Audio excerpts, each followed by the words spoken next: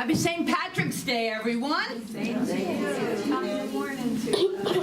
I can officially claim that day as a family holiday since my sister and I have a father that was born in Ireland, had a brogue, and he loved St. Patrick's Day.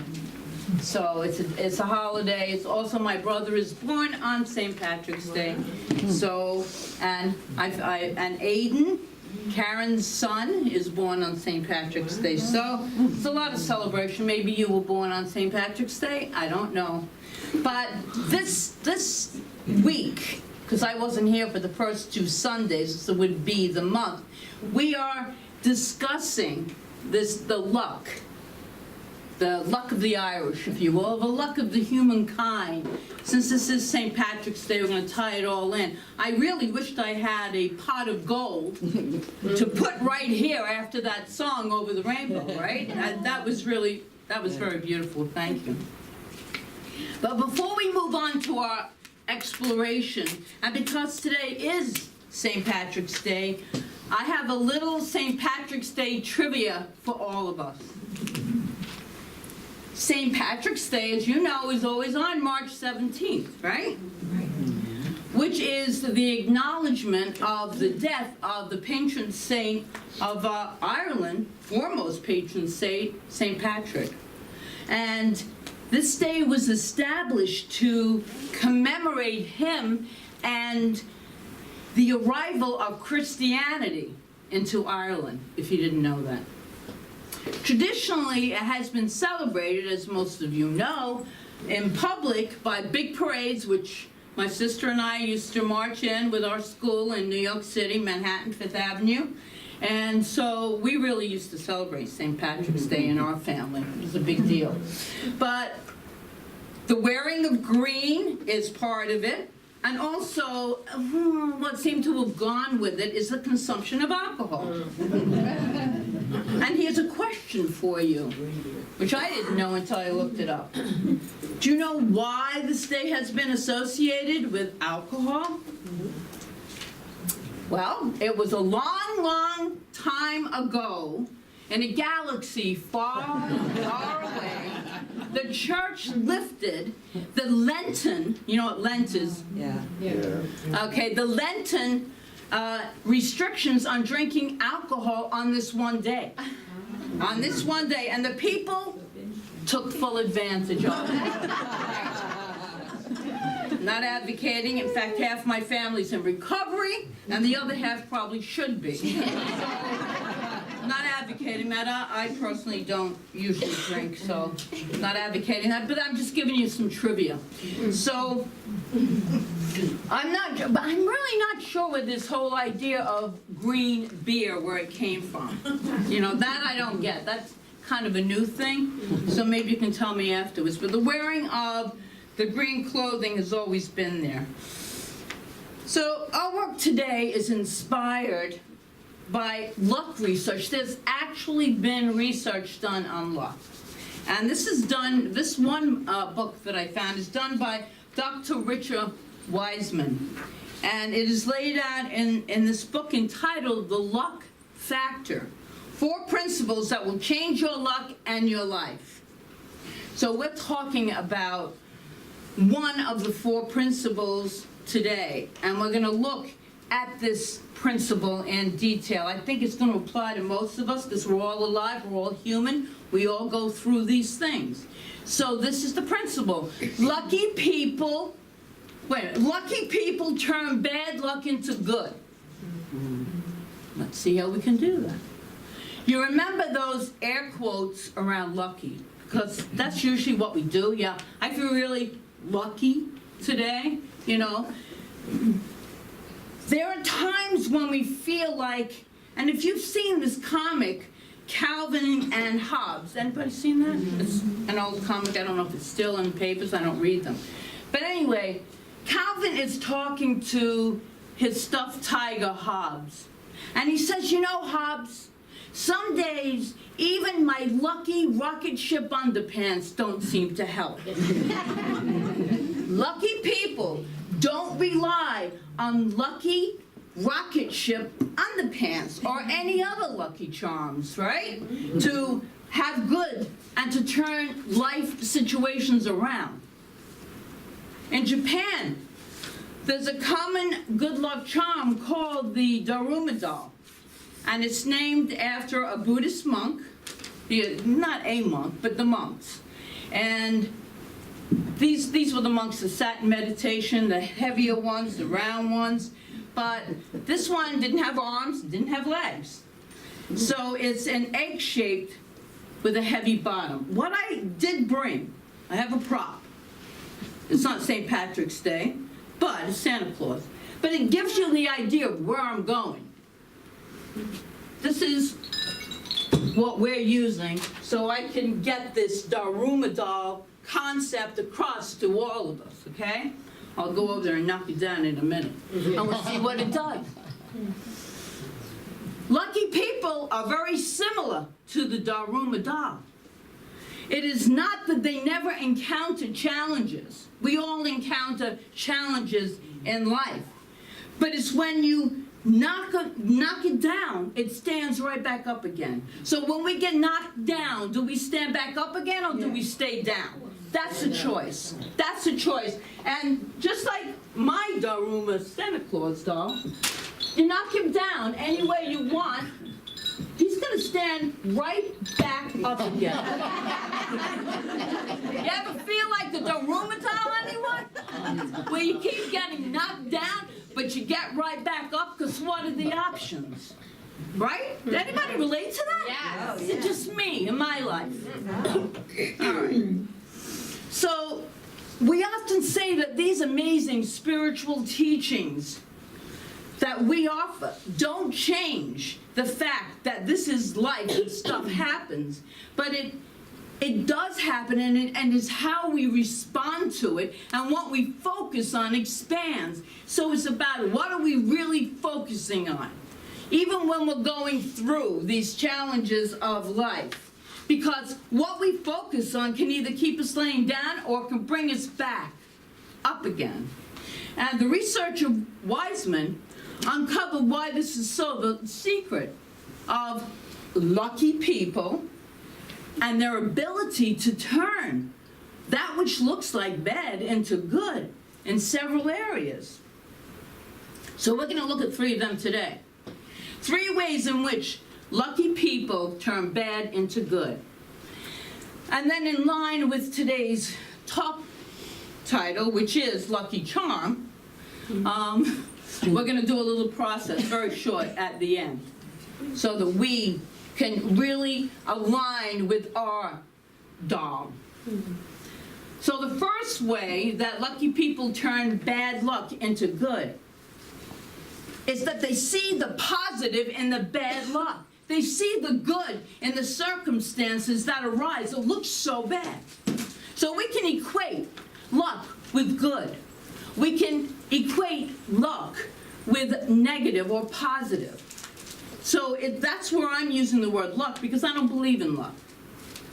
I believe in circumstances happen and how am I going to respond? What lesson am I going to find in it?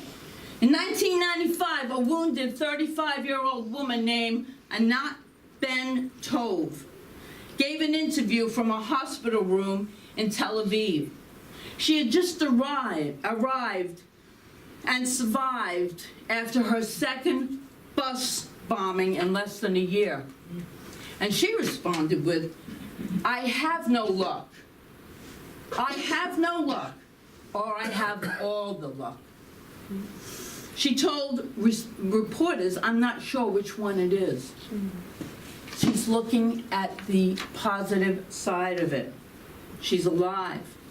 That news story caught, but this goes on, that news story caught the eye of Norwegian psychologist Carl Halvor Tagen from the University of Oslo.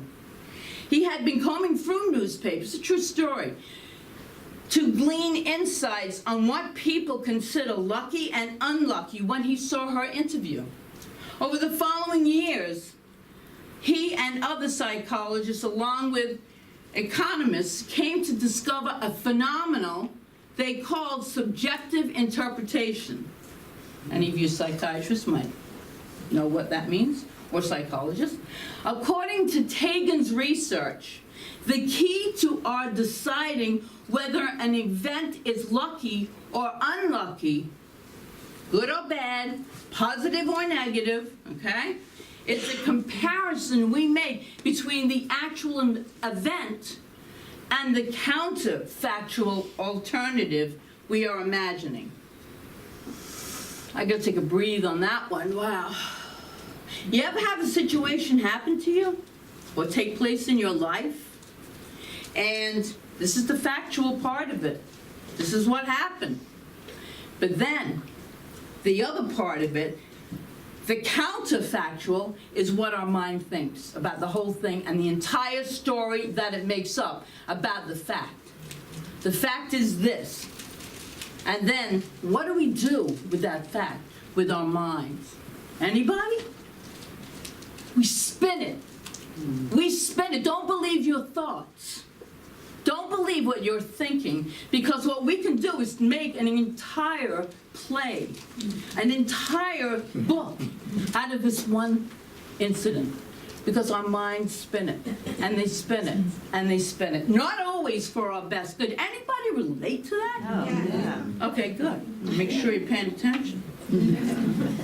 The people who don't feel lucky frequently ask, why me? Wrong question to ever ask. Why me? Because they're making a comparison to other people who are not going through these situations, and they think they're better off. Why me? Why not them? This never happens to them. We don't know. And we don't wish that on anyone, but we don't know.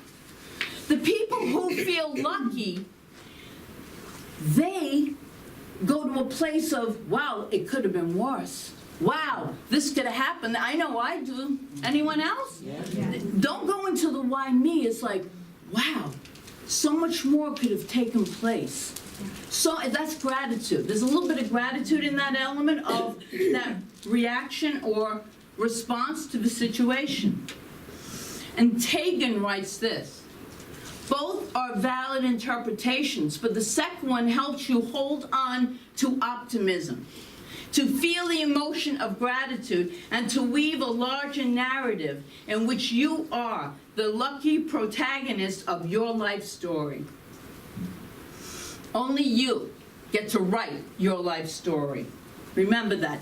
Nobody has power over you. It might look that way sometimes. Nobody has power over you. You have power over your life. I'm here for all of us to deepen into that knowing and to really focus on that. We are powerful creators of our lives. What we choose to focus on, remember, expands. It's not what we see, but how we see it that makes all the difference in the world. How we see it. And even deeper and more important than that is to see the divine at the very center of our being. This divine which nobody has power over. It is the omnipotent nature of our being. It's the powerful nature of who we are. And no one, not even we, can dominate, change, alter that. So that's something for us to always remember in the middle of everything.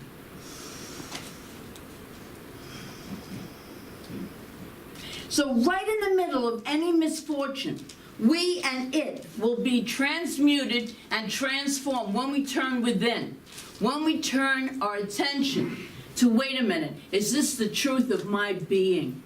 And I love this passage from our book, Science of Mind, by Dr. Ernest Holmes. He writes, perfect God within me, perfect life within me, which is God, come forth into expression through me as that which I am.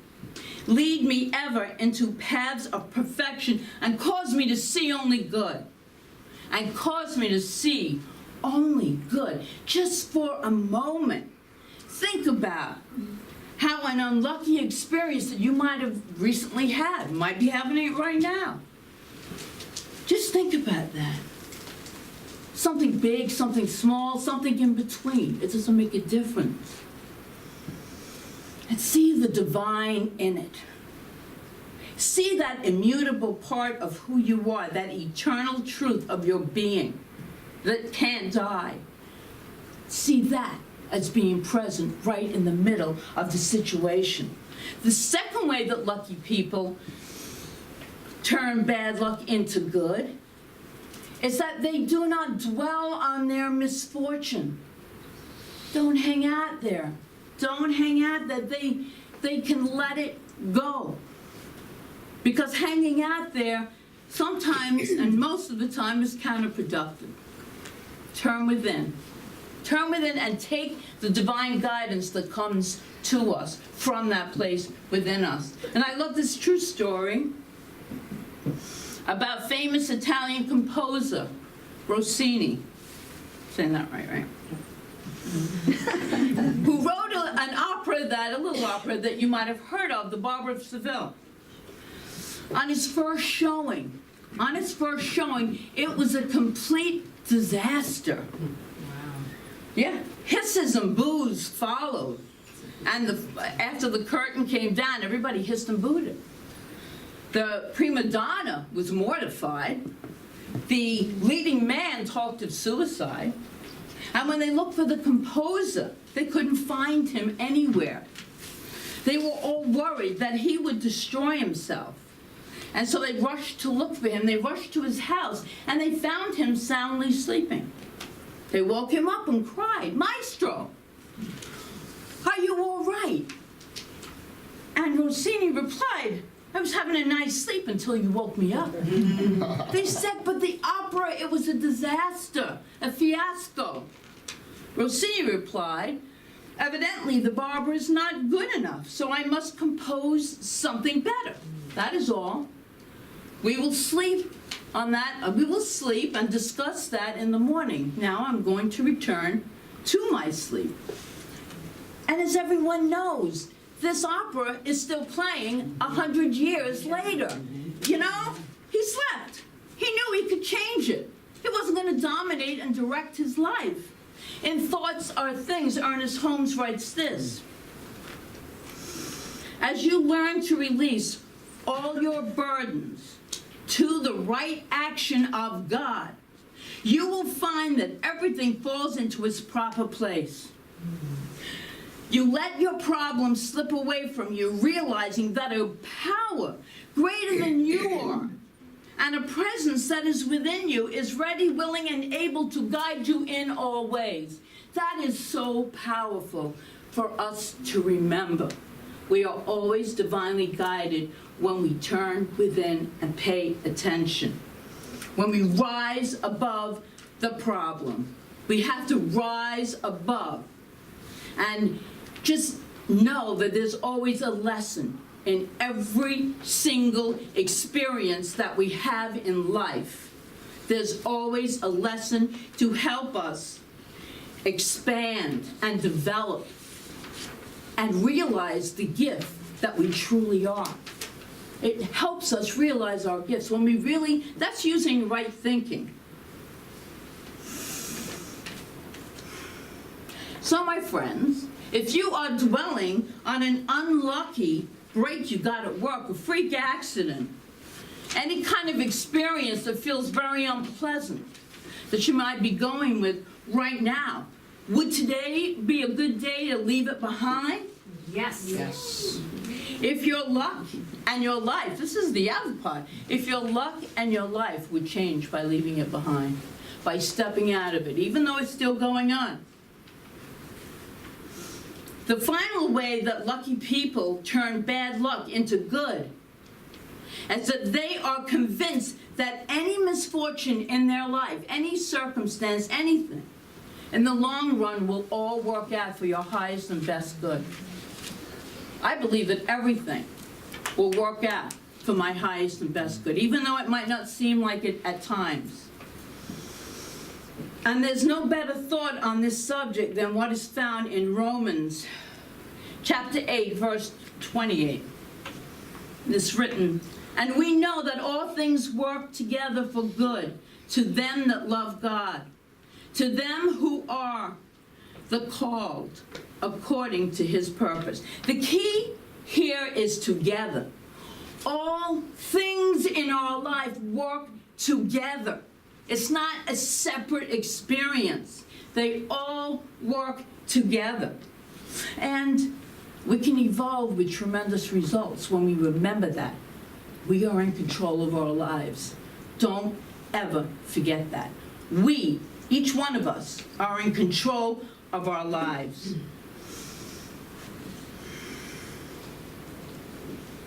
At the time that a situation or occurrence or losing a job or a diagnosis or an unpleasant situation turns up, it's hard for us to see the cosmic pattern that is forming. But there's always a cosmic pattern that is forming. That's why all things work out for the best. Yet pieced together and evolving always together, these things have a tremendous result which we could hardly foresee. We can't see the good. We can't see it, but we have to know it's there, because if you look back in your lives over some of the things that have taken place and the good that's evolved from them, then you know what I'm talking about. Then you know it's a choice that you have made. We can either rise above it, embrace it, integrate it. We recognize it. We can even get angry. Why not? We're entitled to be angry. We can get angry, but don't stay angry. Don't stay in that place, because that is a place of fear. That is a place where there is no room for the divine to express in our lives. So you see how it ultimately serves you, because it really does. Turning within and connecting with the good within us, knowing that divine right action is always taking place no matter what. It's hard to do at certain times. I have a very close family member who is in the midst right now, hopefully not, but probably, of shooting heroin. And trying to get him into a detox, but he keeps running away. But I know that his highest and best good is unfolding. I knew it when my other son was in the middle of his addiction. I don't even know, 16 years ago. I knew that the highest good, somewhere within him, there was a spark of divinity. So I'm looking for the good in the situation. I'm holding that good for my family because I can, because I want to. And that's what I'm saying. I don't care what the situation is. I don't care what the situation is. I'm saying we have the power, a real, incredible power to go within and to know that the divine good, somehow, some way, miracles are occurring, is taking place. So let's just take a breath and breathe that in. Yeah. I'm going to recap. Lucky people turn bad luck into good by seeing the positive side of what they call bad luck. Seeing the positive side. The second, not dwelling on this misfortune. And the third, being convinced that any misfortune in your life, in the long run, will always work out for the very best. It's what you can do in the moment. It's what you can do in the moment. So I promised you a little bit of your own lucky charm. And so I'd like to think of today, I don't want it to be too heavy here, but I want us to really get the importance of focusing on good, of really knowing how powerful we are. I don't care what the situation. We are powerful beings of the light. And those who do not have that awareness, that's on them. I can't change anyone else, but I can change me. And I want all of us to know that you hold that power. So I'd like you to think of embodying the good luck charm today, because we're going to do a little process. And so think of embodying the luck of our drama doll. Knock it down and it rolls right back up again. So that we don't need a physical We don't need a physical Durama doll, but we can think of it within ourselves. And I'm going to give us a little exercise here on how we can be the Durama doll within us. The lucky charm. I hear the lucky charms.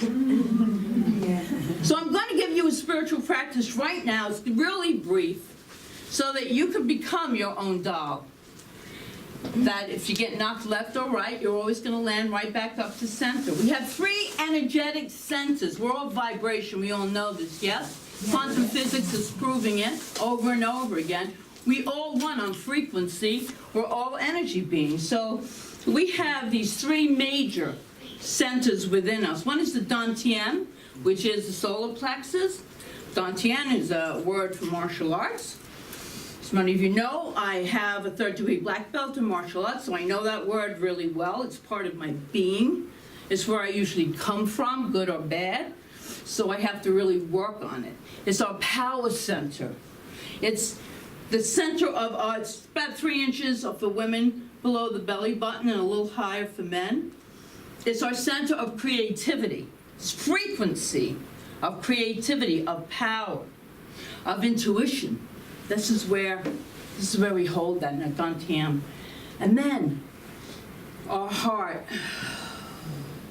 This is where compassion and love and kindness reside. So just to know that that's the frequency there.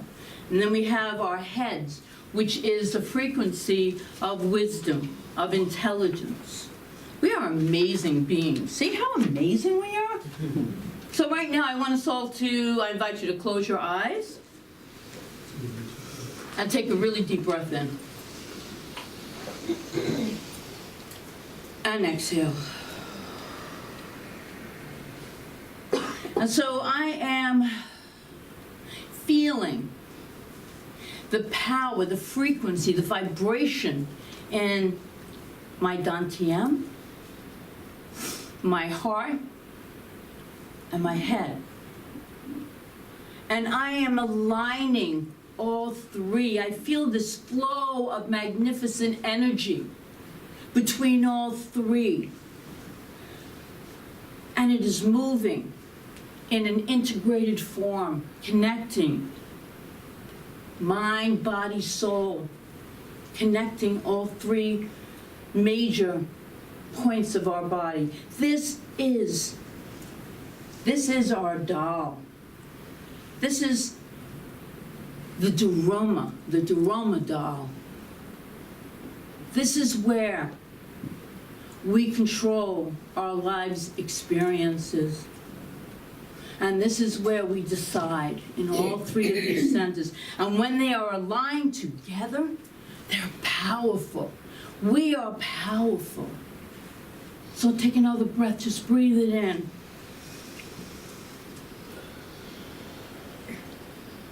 And exhale. So our solar plexus, our Dantian, our heart, and our mind, they stay strong. They guide us. They lead us. And so, you can open your eyes now. I invite you to use that sometimes with the breath, with the alignment of all 3 frequency centers. I invite you to use that as your power, your strength, your luck, and see what happens next. And so it is.